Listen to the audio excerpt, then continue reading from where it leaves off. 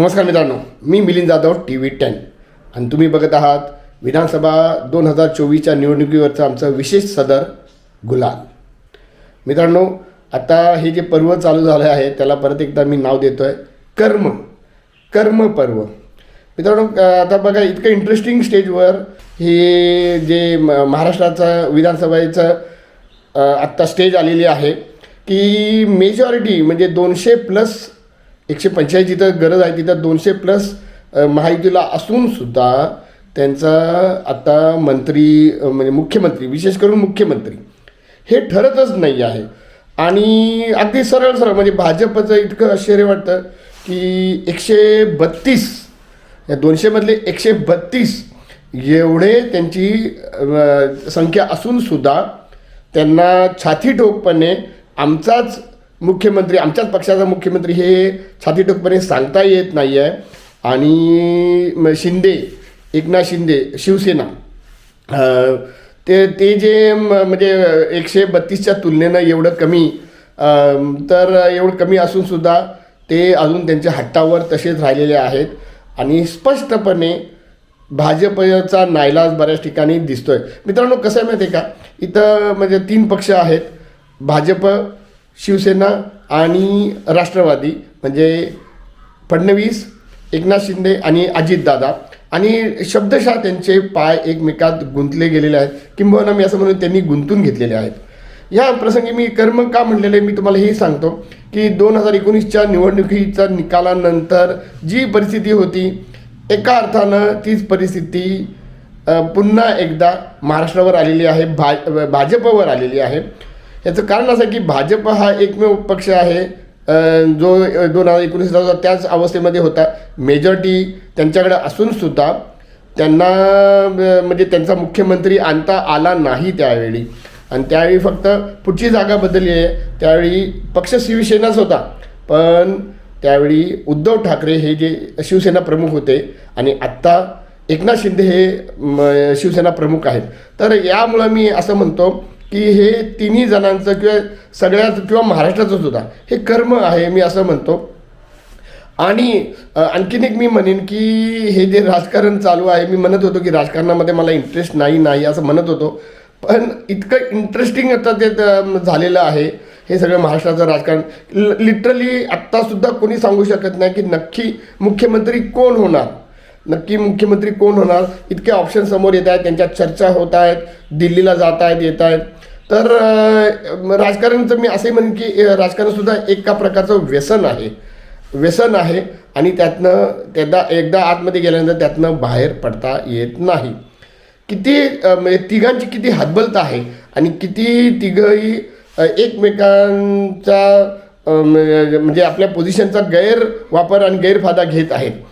आता बघायला गेलं तर आत्ता भाजपची पोझिशन अशी आहे की ती एकट्याच्या जोरावर सुद्धा ते सरकार आणू शकतात. त्यांनी दोन्ही पक्षाची बघायला गेलं तर गरज नाही असं मी म्हणतो, पण खरंच काही सांगता येत नाही. हे जे आता पुढे राजकारणामध्ये हे सुद्धा सांगता येत नाही. पण तुम्ही याच्यावर वॉच ठेवा मात्र, आणि मी सुद्धा वॉच ठेवणार आहे. मी नेहमी म्हणत आलो की निष्ठा तर सोडा. तुम्ही एवढं सगळं झाल्यानंतर आता कुठला जो आमदार आहे तो आपला पक्ष सोडून जातोय हे बघणं खूप गरजेचं आहे. हे सुद्धा होण्याची शक्यता आहे. अर्थात यावेळी भाजप मात्र मागच्या म्हणजे म्हणतात ना की दुधानं तोंड भाजल्यामुळे ताकसुद्धा फुंकून पिणार आहेत. ते अतिशय सावधतेनं ते पुढे चाललेले आहेत. ना शिंदेना ते सोडत आहेत, ना शिंदेचं ते मान्य करत आहेत.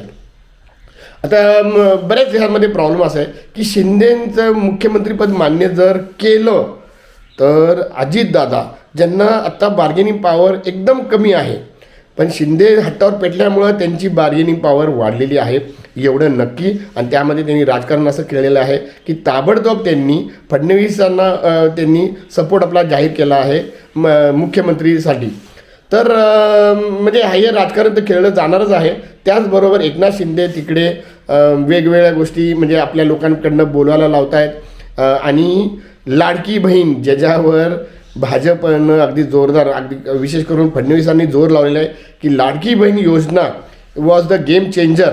मग लाडकी बहीण काय, तर ती नुसती लाडकी बहीण नाही आहे, मुख्यमंत्री लाडकी बहीण योजना असं ते आहे.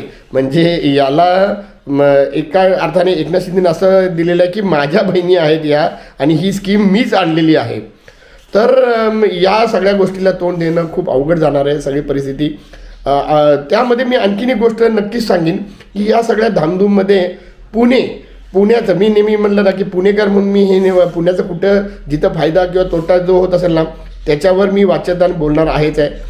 तर पुण्याचं महत्त्व खूप वाढताना दिसतं आहे. ऑलरेडी मुरली अण्णा हे याच्या केंद्रामध्ये गेलेले आहेत, खासदारकी आणि 2 विभागाचे मंत्रिपद.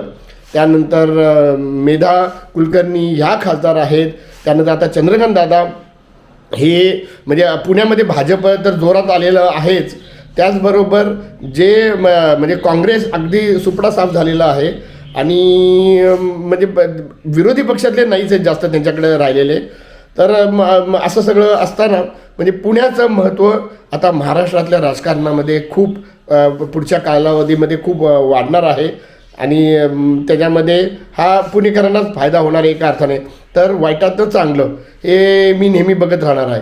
परत एकदा मी म्हणजे हेच म्हणतो की ही आडकाडकी जी झालेली आहे त्यामध्ये एक विषय असाही आहे की जर शिंदेंनी आणि अजितदादांनी जर ठरवलं तर ते बाहेर पडून महाविकास आघाडीबरोबरचं सरकार स्थापन करू शकतात. अशा वेळी जिथे महाविकास आघाडीचं सगळं गेलेलं आहे त्यांना विरोधी पक्षसुद्धा म्हणजे विरोधी नेतेपदसुद्धा मिळत नाही आहे, विरोधी पक्ष नेतेपद. तर अशा वेळी जर त्यांना सत्ता जर आली तर अगदी ते म्हणजे हे फार अवघड आहे. पण तरीसुद्धा जे काय फिगर्स आत्ता सध्या सगळे ऑप्शन्स ओपन आहेत. तर पण त्यासाठी ह्यांना एकनाथ शिंदे साहेबांना मुख्यमंत्री करावं लागेल आणि तोच एकनाथ शिंदे साहेबांचा आत्ता दिसतंय की खूप स्ट्रॉंग पॉईंट आहे. म्हणजे एक मानसिकदृष्ट्यासुद्धा त्यांना मुख्यमंत्री करणं हे कसं योग्य आहे हे सुद्धा ते दाखवायचा प्रयत्न करतात.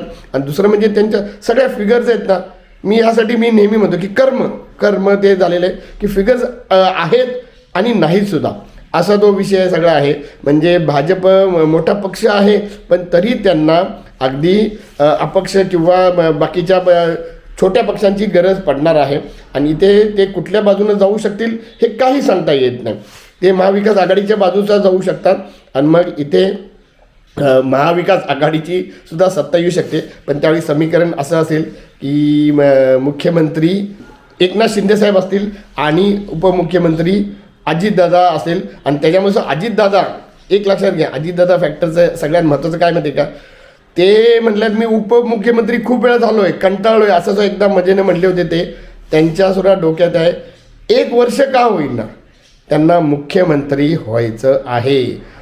ही भाजप पुढं फार मोठा प्रश्न असेल.